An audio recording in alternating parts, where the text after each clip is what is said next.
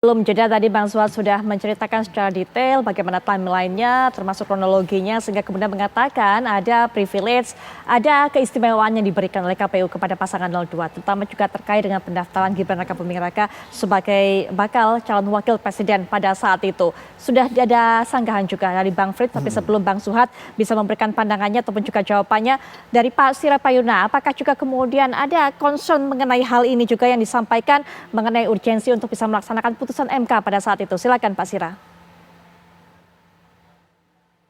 Saya kira pandangan Pak Suat tadi adalah kita sudah cukup jelas bagaimana prosedur dan mekanisme yang ada yang harusnya dilalui oleh pasangan 02 di dalam pendaftaran ini. Nah, peraturan KPU nomor 19 itu kan sebagai dasar satu norma yang dijadikan dasar landasan untuk pencalonan calon presiden dan wakil presiden 2024 itu. Nah, ketika ada putusan MK nomor 90, mestinya, seharusnya diwajibkan kepada KPU untuk melakukan satu perubahan peraturan PKPU-nya.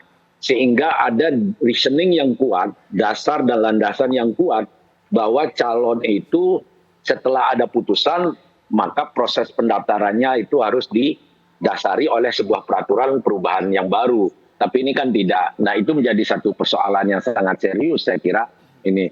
Kalau kemudian ada pandangan bahwa ada privilege terhadap pasangan calon tertentu, ya publik kemudian tidak bisa membantah itu. Karena membiarkan sesuatu proses pencalonan yang sedang berjalan tidak dilandasi oleh perubahan sebuah peraturan. Ini artinya kan tidak sah dan cacat hukum. Dan itu saya kira juga menjadi concern kami di dalam salah satu posita di permohonan PHPU kami saat ini. Saya kira itu salah satunya.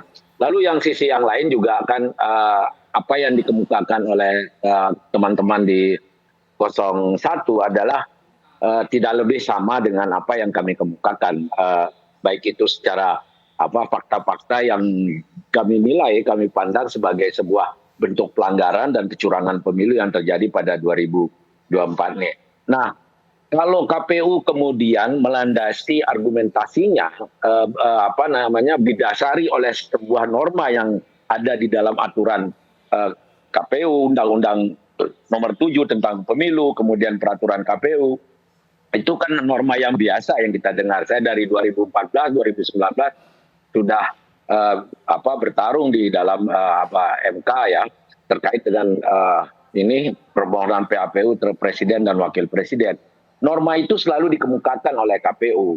Tetapi masalahnya sekarang adalah bahwa di dalam proses pelaksanaan pemilu kita kali ini, yang kami nilai ini syarat dengan kecurangan dan pelanggaran pemilu, itu mengabaikan asas yang paling fundamental di dalam pasal 22E konstitusi kita. Bagaimana pemilu itu didesain dalam kerangka pelembagaan demokrasi yang sehat, kemudian dengan cara melaksanakan dengan cara yang langsung, umum, bebas, rahasia, jujur, dan adil. Itu persoalannya sekarang. Jadi kalau bicara kuantitatif, ya kami kemukakan secara kuantitatif perbedaan suara berdasarkan keputusan KPU. Tetapi yang menjadi concern kami adalah dari tahapan ke tahapan yang harus dilalui dengan cara memenuhi syarat-syarat norma hukum, di mana penyelenggara pemilunya harus bersifat memenuhi prinsip dan prinsip penyelenggaraan pemilu yang benar, yaitu independen, non partisan, imparsialitas, kemudian objektif, berimbang, kemudian efisien, efektif, dan sebagainya. Dan itu yang kami persoalkan. Kemudian sehingga kualitas demokrasi kita dalam rangka untuk sirkulasi kepemimpinan nasional ini benar-benar dijalankan dengan cara yang sangat demokratik gitu loh. Sehingga menghasilkan pemimpinan yang memiliki legitimasi politik dan hukum yang kuat. Baik. Ini persoalannya sekarang. Sehingga kalau lihat berbagai rangkaian pelanggaran dan kecurangan pemilu itu dari soal putusan 90, pendaftaran pasangan calon, kemudian kampanye, bagaimana melibatkan ASN, kemudian melibatkan kepala desa dan perangkat desa, kemudian presiden juga ikut cawe-cawe di dalam ini dalam rangka untuk memenangkan itu. Kemudian menggunakan anggaran negara yang berlebihan, yang kami pandang juga harus dipertanggungjawabkan secara hukum dan politik bahwa apa yang Baik. bansos itu memberikan pengaruh secara elektoral terhadap preferensi masyarakat. Dan Baik. ini juga menjadi salah Ya. satu termasuk soal Sirekap itu. Baik. Nah, kita akan langsung saja berikan kesempatan kepada Pak Arief sebagai penutup perbincangan ini. Kita sudah tahu catatan yang disampaikan Pak Sira, Bang Suat juga Pak Arief, berikan pandangannya juga. Pertama, saya ingin tegaskan dulu, saya tidak mengomentari atau memberi pandangan dari aspek hukum ya, Ya. aspek legalnya. Karena sebagai mantan penyelenggara pemilu, saya hanya melaksanakan fungsi dan tugas teknis penyelenggaraan pemilunya.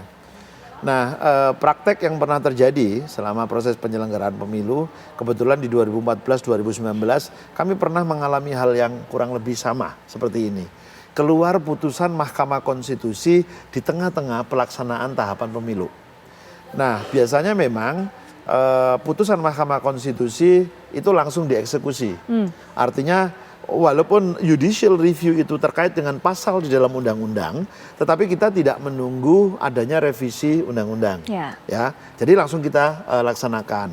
Kedua, dan proses pelaksanaannya pun kami juga akan melakukan penyesuaian terhadap peraturan KPU yang kita buat. Nah, pengalaman dalam proses pembuatan peraturan KPU, memang kita harus melalui beberapa tahap. Bahkan ketika era saya itu mulai dari expert meeting, rapat pleno, lalu uji publik, lalu ada yang formal dicantumkan di dalam undang-undang, diperintahkan dalam undang-undang melakukan rapat konsultasi dengan pemerintah dan DPR. Ya, rapat konsultasinya bersifat wajib, walaupun ada putusan Mahkamah Konstitusi, kesimpulannya itu sebenarnya tidak mengikat bagi KPU. Nah, putusan Mahkamah Konstitusi di dalam pemilu yang pernah keluar baik di tahapan pemilu 2014 maupun 2019 kadang-kadang timingnya agak berbeda. Ya. Ada yang keluar ketika ada cukup waktu untuk melakukan rapat konsultasi terlebih dahulu. Tapi ada juga yang keluar ketika tidak cukup waktu untuk melakukan rapat konsultasi dengan pemerintah dan DPR. Nah, menghadapi itu biasanya kami melakukan revisi peraturan KPU, lalu memberitahukan secara resmi kepada pemerintah dan DPR sekaligus sebagai bagian dari konsultasi. Karena waktunya yang sudah mepet tadi. Dan mungkin saat itu sangat mungkin ya, saya agak lupa juga nih, DPR sedang reses. Nah, di dalam surat itu biasanya kami sebutkan juga apabila ada pandangan yang berbeda dari yang kami lakukan, karena sebetulnya kan kami melakukan normatif aja. Ada putusan Mahkamah Konstitusi, lalu peraturan KPU kita revisi seperti perintah Mahkamah Konstitusi. Nah, kalau ada pandangan berbeda, maka ini kita bisa kita bahas lagi. Tapi kalau tidak ada, maka peraturan KPU sudah kami revisi sebagaimana yang kita lakukan. Baik. Nah, biasanya alurnya seperti itu. Nah, itu tentunya berbeda dengan apa yang kemudian dilakukan apa yang terjadi di 2024. Saya pikir semua udah tahu ya, ada tahapan, ada keluar putusan Mahkamah Konstitusi, KPU kemudian melakukan eksekusi, barulah kemudian terbit peraturan KPU-nya. Betul. Nah, atas kronologis yang seperti ini, saya pikir para ahli hukum yang memberikan pandangan. Oke, baik. Saya menyampaikan secara teknis apa yang dilakukan oleh KPU.